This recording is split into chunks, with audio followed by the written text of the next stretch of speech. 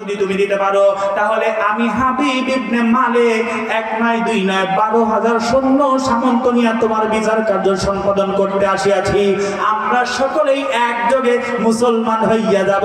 আওয়াজ দিয়ে বলি সুবহানাল্লাহ। প্রথম নাম্বার প্রশ্ন আমার বন্ধু নবীজি আমার ডাক দিয়ে বলেন, আচ্ছা জাহাবানা বলুন কি প্রশ্ন করবেন? আমার বন্ধুরে নবীজি আমাকে প্রশ্ন করতেছে। আমার বন্ধুরে মুহাম্মদ সাল্লাল্লাহু প্রশ্ন করা হলো, গো মুহাম্মদ, যেই সময় বিচার কার্য সম্পাদন হয় সেইটা ছিল দিনের বেলা।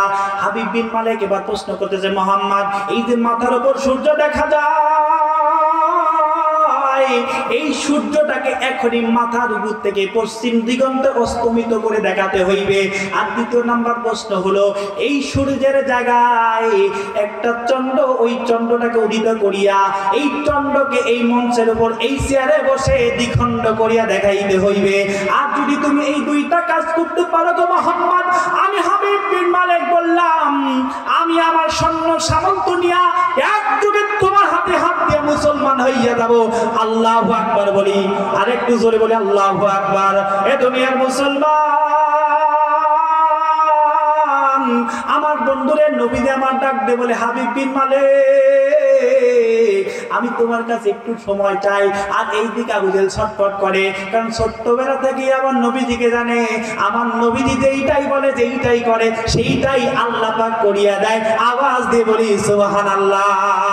এইবার যদি মুহাম্মদকে সময় দেওয়া হয় গো, মুহাম্মদ এই প্রশ্নের উত্তর দিয়া মুহাম্মদ বিজয় লাভ করবে। আল্লাহু আকবার।